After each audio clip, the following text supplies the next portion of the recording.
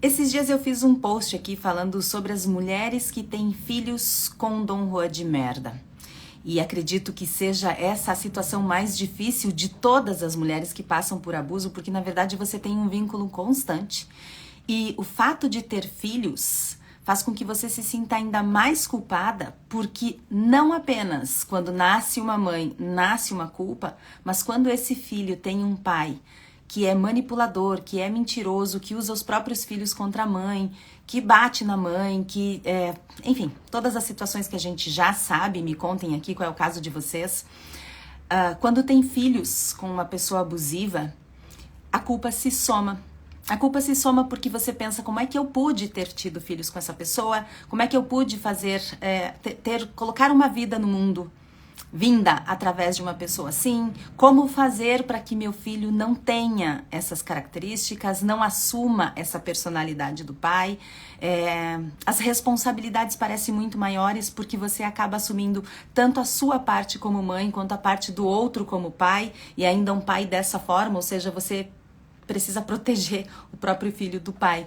E todas essas situações fazem com que a mãe que tem um filho com um Dom Juan de merda se sinta ainda mais culpada do que uma mãe funcional, ou do que uma mãe que tem um filho com um pai que, mesmo que tenha se divorciado, que tenha se separado, que é um pai que pode até ser disfuncional, mas que não tem um caráter tão vil quanto o Dom Juan de merda.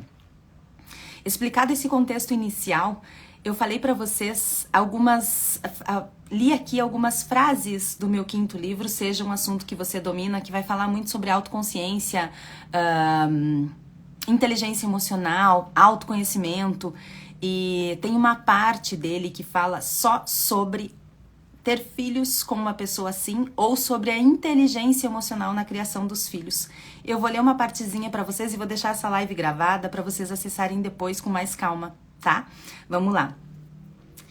Tá no meio do texto, tá? Eu tô lá na página 56 de 180, 200 páginas que vai dar o livro. Ele tá sendo ainda finalizado, então ele não tá disponível ainda. Mas eu vou ler esse contexto e vocês sabem que vai estar dentro de um outro contexto maior, que é o livro inteiro, claro. Vamos lá. Sufocar emoções doloridas que servem de apoio para uma melhor compreensão de si é o atalho certo para o destino errado e patológico da depressão, ansiedade maníaca e outros distúrbios e transtornos. Ou seja, é claro que sufocar as emoções não é positivo. Então, toda vez que você ouvir, engole o choro, por que você está sentindo isso? Nossa, mas não é bem assim. Todas as vezes que você ouvir alguém julgar a sua dor, não caia nisso. Não permita que alguém julgue a sua dor, porque só quem sente a dor pode falar sobre a dor. Esse é um capítulo inteiro de Dom Juan de Merda Nunca Mais, em que eu falo sobre o respeito à dor alheia. É muito fácil a gente julgar a dor quando a gente não sente ela, né? Também teremos capítulos inteiros dedicados a sombras que carecem de luz, porém uma coisa pode ser discutida agora, o momento em que tudo começa. E é claro, tudo começa na infância. Que toda criança e adolescente precisa de assistência para gerenciar os próprios sentimentos, você já sabe. E nem me refiro aos infantes em corpos de adultos, falo dos filhotes de humanos mesmo. Por não terem bem desenvolvido o sistema responsável pelo resfriamento das emoções, elas requerem ajuda para acalmar e conseguir compreender a seu modo frustrações, medos, decepções e todas as sensações que acompanharão ao longo da vida. Assim, até que o desenvolvimento emocional aconteça de forma natural, ele demanda, antes de tudo, vir através de bons exemplos. São os péssimos exemplos que levam a um padrão comportamental e a muita dificuldade com o próprio desenvolvimento emocional, realizado sozinho ou na rua, o que potencializa a instabilidade, o medo e a desconfiança, tornando-se um adulto tão ou mais perturbado quanto aqueles que a criaram. Quando uma criança assiste quem deveria orientá-la em permanente estado de descontrole, muitas vezes direcionando a ela emoções negativas incontidas, terá consigo uma profunda impotência e raiva difíceis de serem revertidas. Para piorar, este combo nefasto e destruidor não se voltará apenas aos adultos incapazes de conter a si e absolutamente inaptos a ampará-la. Não.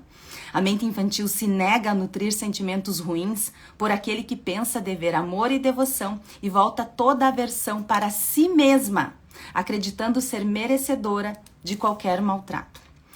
Aqui é preciso dizer para você, mamãe, que se você falar mal do papai, A criança não vai ter raiva do papai. Ela vai ter raiva, antes de tudo, de si. Porque você já percebeu que uma criança sempre diz assim, mamãe, isso foi culpa minha? Eu tive responsabilidade sobre isso. Por quê? Porque a criança coloca a responsabilidade sobre ela.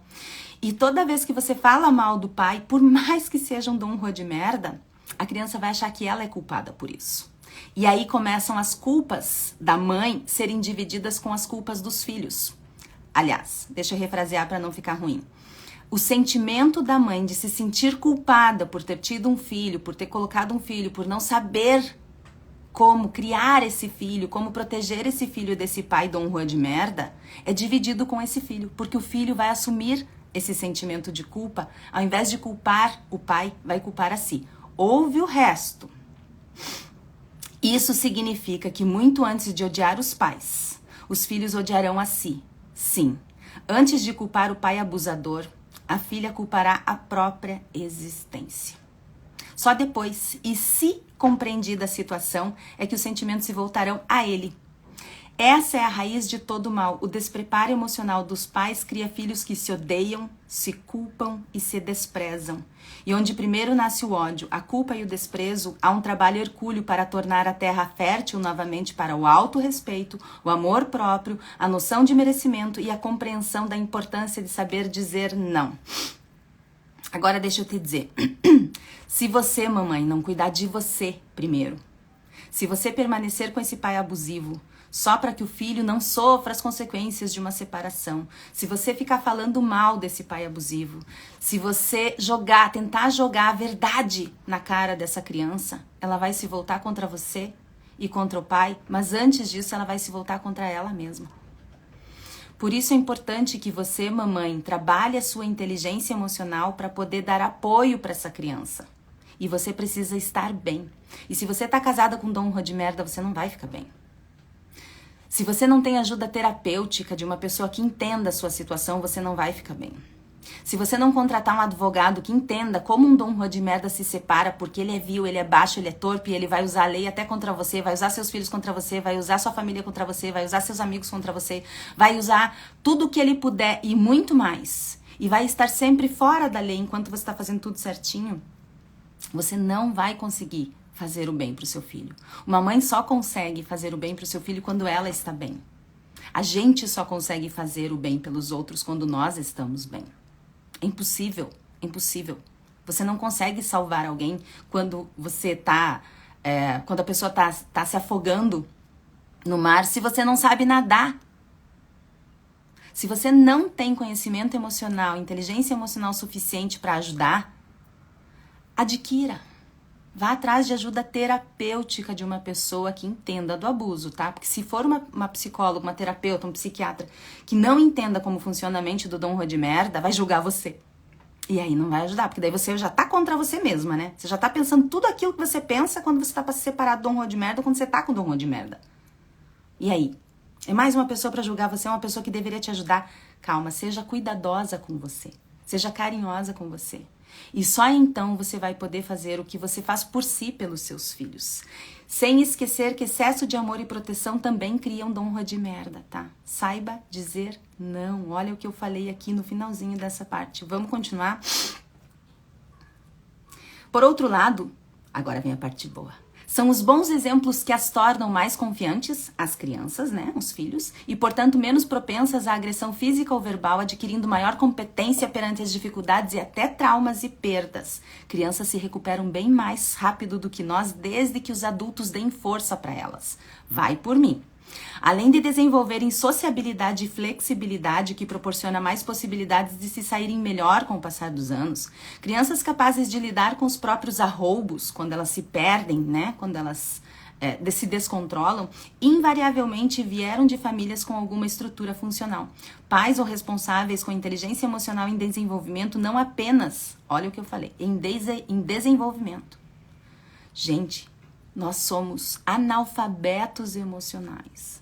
A gente não sabe identificar o que a gente sente, a gente não sabe nominar o que nós sentimos. Como é que a gente vai ensinar isso para os nossos filhos? Difícil, né? Por isso a importância desse livro ser um assunto que você domina, porque quando você é um assunto que você domina, você dá esse suporte para os seus filhos, você dá esse suporte para os seus amigos e você ajuda com que todos cresçam. Pais ou responsáveis com inteligência emocional em desenvolvimento não apenas fazem o mesmo por seus filhos, como também conseguem apoiá-los nos momentos em que eles ainda não dispõem das habilidades necessárias para o autocontrole. Aqui eu quero falar uma outra coisa também. A parte emocional se desenvolve muito mais rápido do que a parte cognitiva. Ou seja, você sente, mas você não sabe pôr em palavras, você não sabe explicar. Isso acontece lá na infância. O problema é que a gente não é ensinado a colocar em palavras, a identificar os nossos sentimentos, a saber o que estamos sentindo e como solucionar eles. Quando a gente faz esse movimento, a vida toda, é muito difícil ensinar os filhos porque a gente não sabe colocar em palavras. Então, quando o emocional lá na infância se desenvolve mais rápido que o cognitivo e a gente não coloca os dois na mesma página, nós somos analfabetos emocionais, tentando ensinar crianças que também estão perdidas emocionalmente. Ontem, tem uma amiga minha que tem uma loja de brinquedos. E eu fui lá ontem, dei uma passadinha pra dar um beijinho nela, fazia muito tempo que eu não via ela. E eu vi todo um box de livros infantis só sobre inteligência emocional. E dizia assim, estou triste e não sei como resolver isso. Estou frustrado e não sei como resolver isso. Eu disse, gente, esse livro não é para criança. Esse livro é para as crianças que estão dentro de corpos adultos. Nós. Porque quando a gente está triste, a gente está frustrado, a gente não sabe nominar isso, a gente não sabe identificar isso. E normalmente, a gente coloca isso como raiva. Então você tá com raiva, mas lá no fundo era frustração, lá no fundo era medo, lá no fundo era insatisfação. E aí a gente sai se misturando com todo mundo. Mas para não perder o foco dos filhos, vamos continuar aqui. Deixa eu só ver onde é que eu tô na leitura. Achei. Como são as aptidões da infância, que dão maior ou menor embasamento para adquirir novas, facilitando ou dificultando o processo na vida adulta, é preciso saber ensinar a descoberta de soluções para situações estressantes, ajudando no reconhecimento das emoções. Não faça o seu filho fugir das emoções. Não esconda o pai do horror de merda que ele tem, mas também não jogue na cara. Oriente. Tem tanta mulherada falando aqui nos meus stories, tá cheio de mulherada, de mães falando a forma como estão agindo da forma correta. Não julgam o pai, não criticam o pai, simplesmente levam a situação gerenciando ela. Vamos lá. É preciso saber ensinar a descoberta de soluções para situações estressantes, ajudando no reconhecimento das emoções, identificando-as sem julgar ou desmerecer, muito menos ignorar, tanto por parte dos adultos quanto da própria criança. Ela passa a compreender melhor os limites, conquistando o imprescindível recurso de adiar ganhos menores em curto prazo, citado no exemplo, no experimento Marshmallow, que é um experimento que eu já citei ao longo do livro. Só quem lê o livro inteiro vai entender isso aqui, porque eu não vou me prender nisso agora. Logo, o ser humano é o único animal que mantém práticas negativas e prejudiciais a longo prazo, pensando somente em benefícios ou prazeres imediatos, como o hábito de fumar, por exemplo. É óbvio que uma criança que desenvolve o raciocínio estratégico de conter impulsos, além de reduzir as chances de contrair vícios, terá muitos impactos positivos imensuráveis na vida adulta, mesmo precisando adiar gratificações ao pensar em melhores resultados futuros. Ou seja, toda vez que a gente se sente frustrado por não ter conseguido alguma coisa, né? Eu gerei uma expectativa e não aconteceu. O meu pai era um herói pra mim e de repente ele não é mais. Bem-vindo à vida adulta, amor. Bem-vindo à vida que tá te levando à vida adulta. Bem-vindo ao desenvolvimento, à evolução. É isso mesmo, seu pai não é um herói e a mamãe também não é uma heroína. Eu coloquei nos meus stories sobre isso. Essa história de dizer, mas a mãe é sagrada. Gente, calma com isso, porque quando vocês falam que a mãe é sagrada, vocês colocam um peso imenso sobre as mães. A mãe é só uma mulher que teve um filho, ponto. Aí você começa a entender que se ela é só uma mulher que teve um filho, ela é falha, ela não vai ser perfeita. E tá tudo bem, porque a perfeição é burra e impossível. Sabe por quê? Porque o perfeito não evolui. Então, se não evolui, é burro. Impossível porque por mais que você tente, você não vai conseguir. E quando a criança se frustra, é uma excelente oportunidade de aprendizado a ela, que ela vai passar o resto da vida se frustrando. Nossa, é com o pai, pois é, muito triste, é com o pai, pois é isso mesmo, e a gente vai resolver isso juntos, vamos? Vai ficando mais fácil pra você, né? Vai ficando mais leve pra você. Assim como na fase adulta, a inteligência emocional na infância também envolve saber lidar com os altos e baixos da vida, com a automotivação e a interpretação de sinais subjetivos nos relacionamentos. Usando o exemplo do vício em cigarro, uma criança que aprendeu a conter seus ímpetos será menos sugestionável na adolescência quando colegas e amigos instigarem práticas nocivas e não sentirá a necessidade de afogar suas dores nos vícios nem comemorar conquistas com o uso deles. Aqui é importante dizer que conter impulsos não é reprimir impulsos. Conter impulsos é ter gerenciamento das emoções para entender a situação, sem se envolver.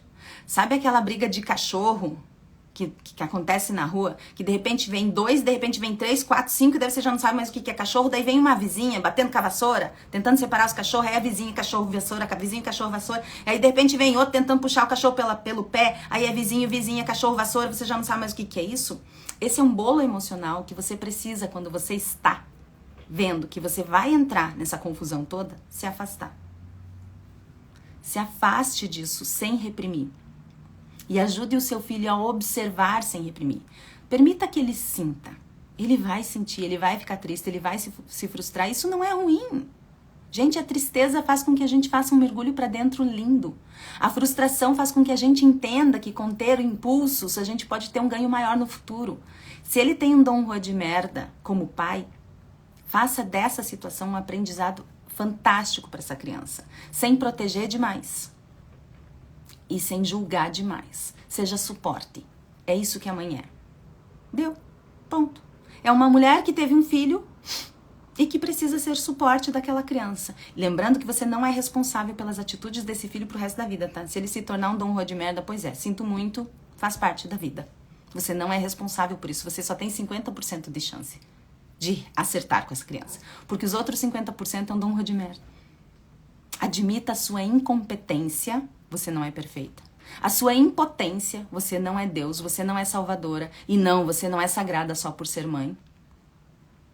E a sua desimportância, você não é tão importante na vida dessa criança quanto você acredita. Você é importante naqueles primeiros anos e sim, essa criança vai ter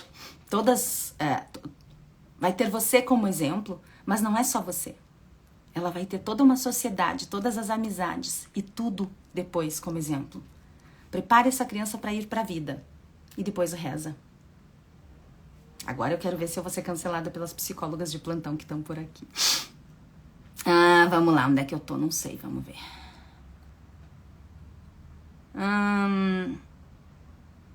Aqui.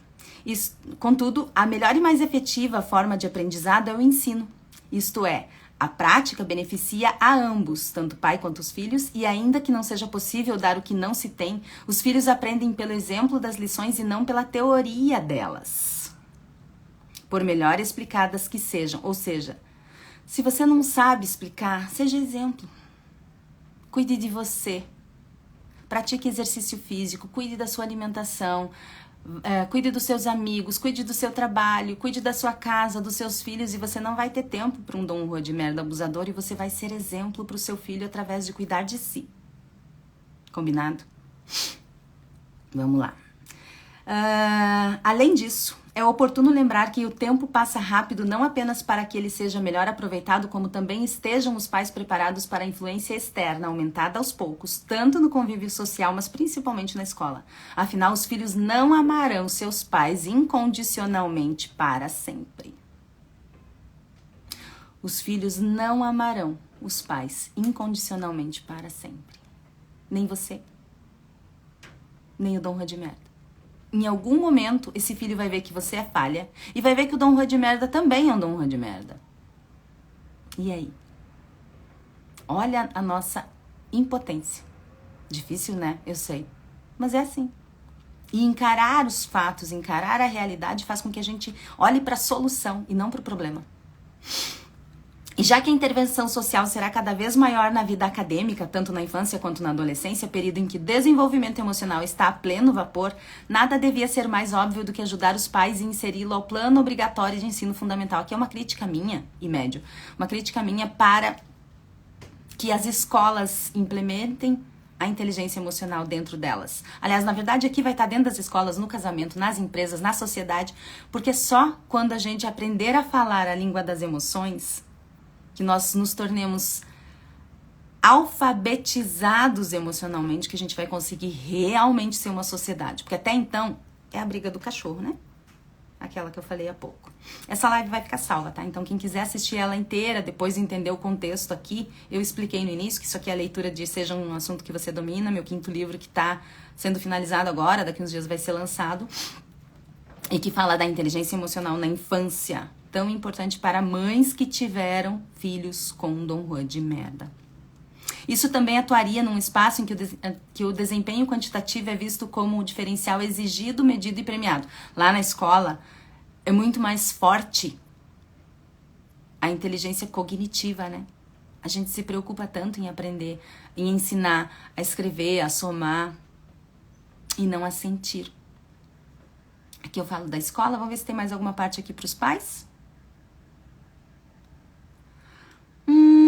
Aí eu vou falar nas empresas. Eu falo de ética, é isso. Então essa parte é a parte para os pais. Eu tinha prometido para vocês que eu ia ler nos stories, mas ia ficar muito longo, então resolvi fazer uma live rapidinho aqui, uma mini live, e passar para vocês o conhecimento desse meu 5º livro. Depois me contem nos comentários o que vocês acharam desse texto, desse título. Concordem comigo, discordem de mim.